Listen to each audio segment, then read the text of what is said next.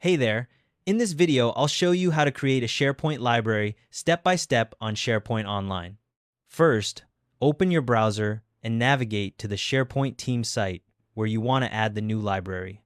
Once your site homepage loads, you'll see your site name displayed at the top. Now we're ready to create the library. Look at the menu bar at the top of the page. Click on the New button. A drop-down menu appears. From that menu, select Document Library.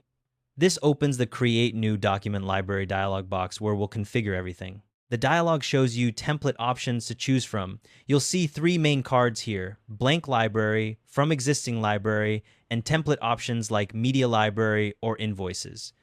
For most cases, you'll want to start with a blank library, which creates a fresh library with default settings. Click on the Blank Library card. A configuration pane opens on the right side of your screen. In this pane, you'll see a name field with your cursor ready to type. Enter a clear, descriptive name for your library that tells people what it's for. Below that is an optional description field.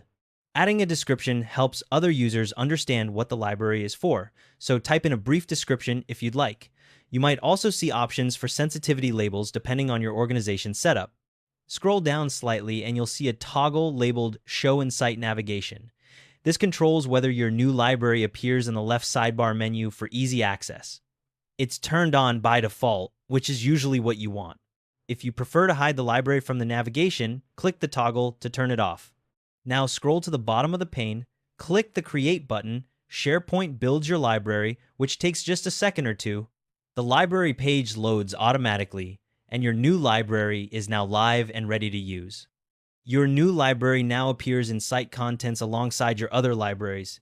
If you left the navigation toggle on, you'll also see it in the left sidebar for quick access. Keep in mind that SharePoint team sites come with a default documents library already, so this is your additional library for organizing different types of files. You can configure versioning, permissions, and other advanced features from the library settings whenever you need to. And that's how it's done. Thanks for watching. See you in the next one.